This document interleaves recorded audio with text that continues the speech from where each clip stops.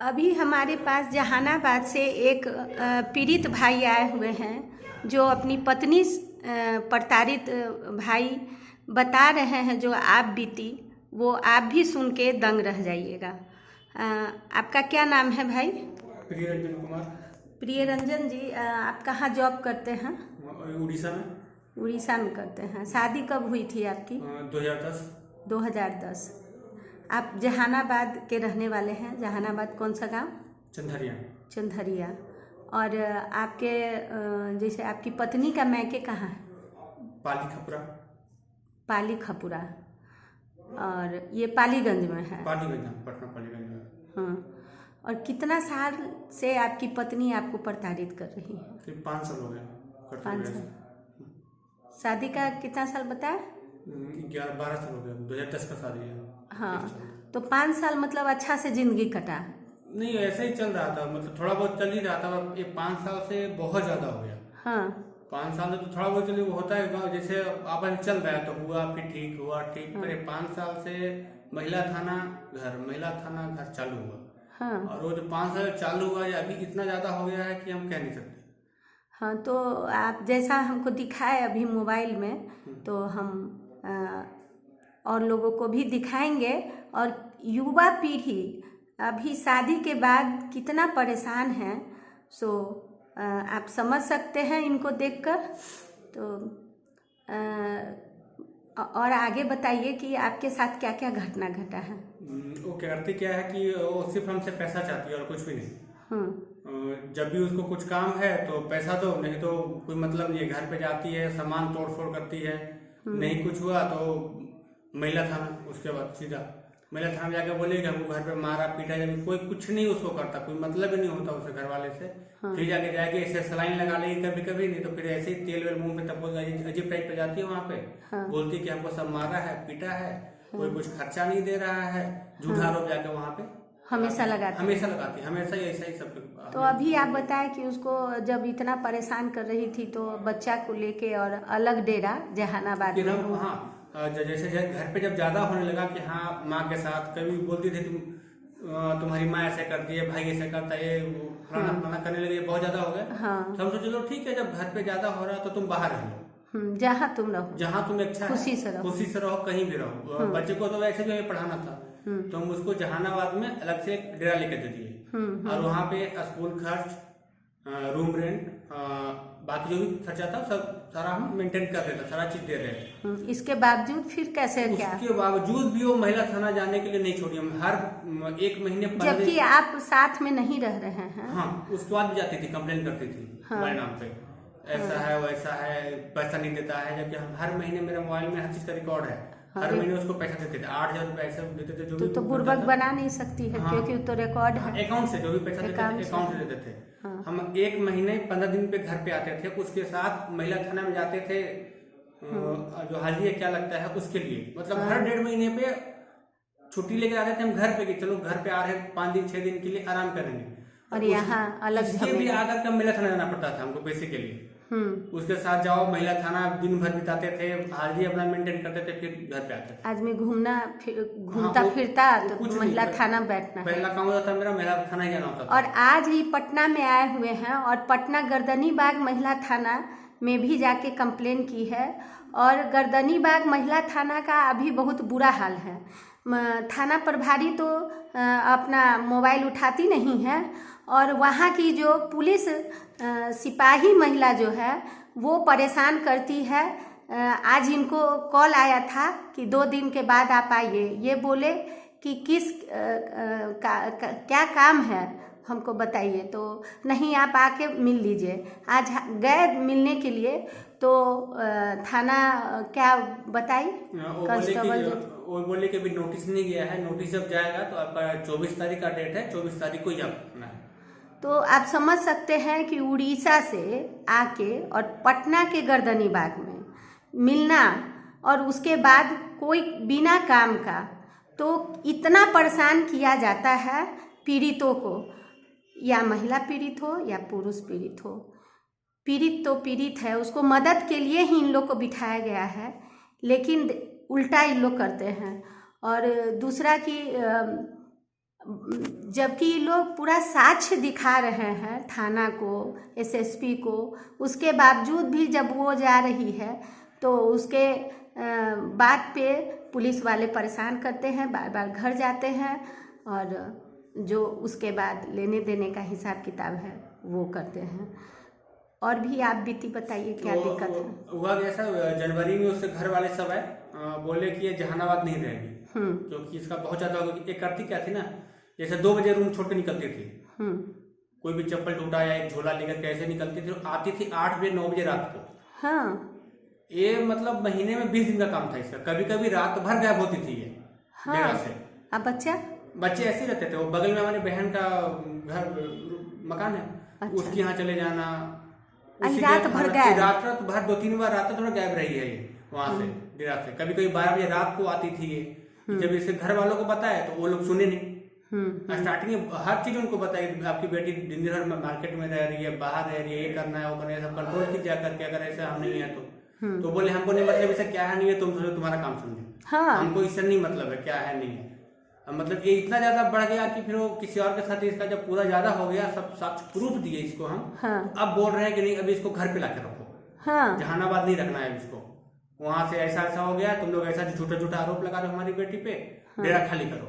तो जब हम लोग बोले ठीक है डेरा खाली कर दो, हमें कोई दिक्कत नहीं है, घर पे आके रहेगी। इसकी माँ क्या बोलती है कि जब डेरा खाली हो जाएगा वहां से हमारी बेटी घर पे रहेगी, आप जो पैसा कमा रहे हैं वो पैसा तो आपका बच जाएगा जहानाबाद खर्चा वाला।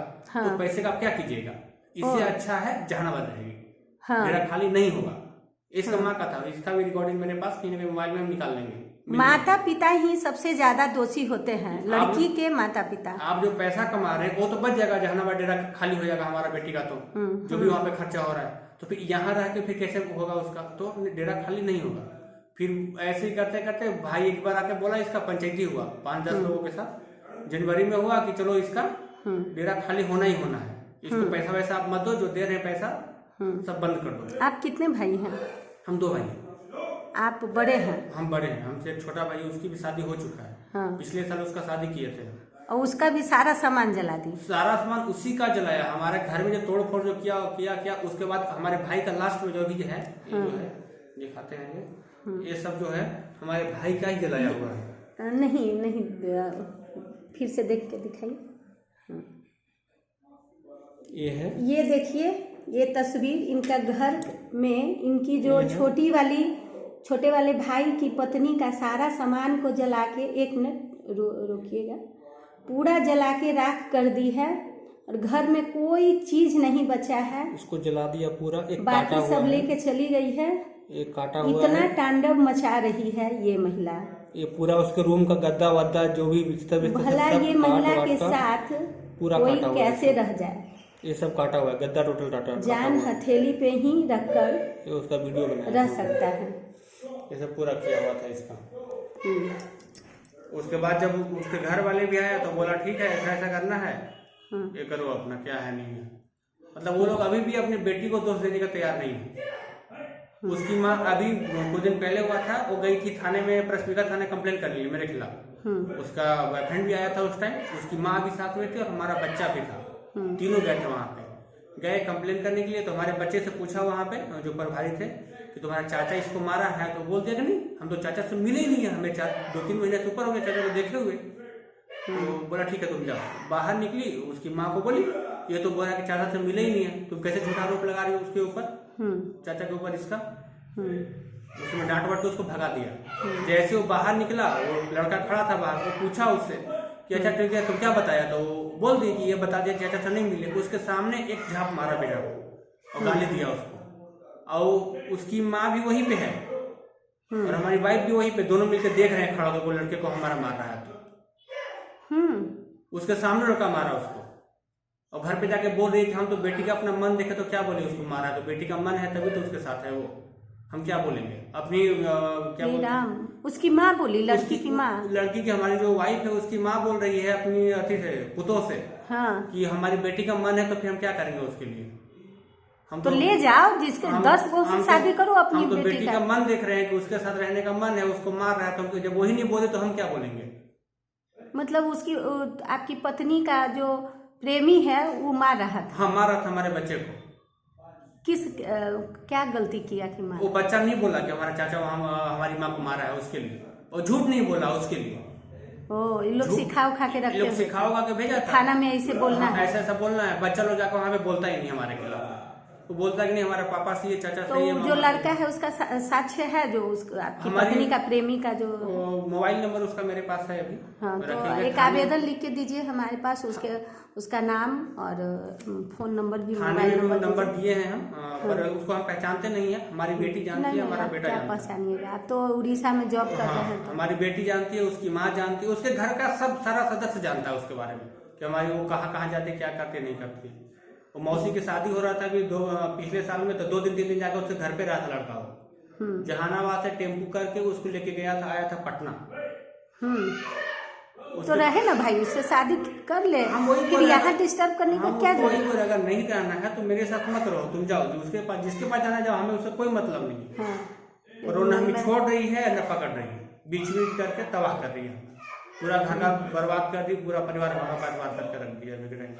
अभी हो गया कि सारा परिवार डिप्रेशन टाइप पे चला गया, कोई सही से नहीं है हमारा। हाँ, हम समझ रहे हैं, ऐसा ही केस अभी ज्यादा आ रहा है। और इसमें हमारी प्रेमिका प्रेमी के साथ घूम रही है, पति से भी पैसा ले रही है, उसमें हमारी बहन और हमारी जगह को भी लपेट लेती है। हमारी बहन का भी नाम केस में डाल देती है, उसको पूरा परिवार को ही ले लेती है उसमें। जो आसपास गांव वाले हैं सिर्फ ये पूछते हैं नाम से क्या हुआ, अच्छे से रखो, उसको भी केस में डरा धमका के सबको भी, मतलब इसके लिए 2 नंबर की महिला को, उसका तो अपना इज्जत का तो कोई ठिकाना है नहीं। और उसके माता पिता भी 2 नंबर के होते हैं, मतलब जो कि अपनी बेटी को ऐसा करते हैं और उस पे सह देते हैं कि जिससे मन है।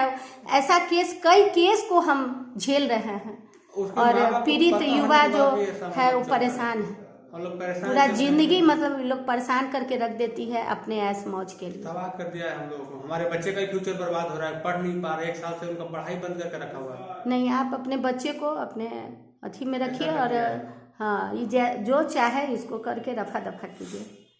हम लोग बोल रहे हैं नहीं रहना तो कोई दिक्कत नहीं, तुम जाओ, हमें कोई दिक्कत, जो तुमको चाहिए लो और तुम साइड हो जाओ, कोई बच्चे को दे दो, हमें बच्चे को पढ़ाना है, वो करने नहीं दे रही है, वो नहीं बच्चे को नहीं, इसलिए कि आप पैसा दीजिएगा ना, उसी पे उसका तो घर वाला बोल दिया कि जो भी तुम्हारा काम है वो बच्चे पे ही है, अपना उसके साथ हैस करेगी। फायदा तुम्हारा बच्चे से, अगर बच्चा हट गया तो तुम्हारा प्रॉफिट सब हट जाएगा, कट जाएगा। तो बच्चे को ही पढ़ाएगा तो बोलेगा कि पैसा यहाँ जा रहा है, तो बच्चों को रखोगे ही तभी तो ये महिला इतना खूंखार हो गई है कि पूरे घर में आग लगा दी, तो आपको भी जिंदा जला दे सकती, कुछ भी कर सकती है। हमारे परिवार को तो रखने में डर लगता है, कौन रहेगा उसके साथ, जो घर में आग लगा ले, कोई रहने को डर, भूत के जैसे, पागल के जैसे एकदम। हाँ, पूरा परिवार डर रहा है उसके साथ रहने के लिए, कोई रहने को तैयार नहीं है, कौन रहेगा उसके साथ। तो सुन लीजिए कैसे कैसे लोग हैं और कैसी महिलाएं हैं अभी, जो अपने पति के साथ इस ढंग से प्रताड़ित कर रही है, और उनके परिवार भी कैसे हैं, माता पिता जो उनको सहयोग दे रहे हैं।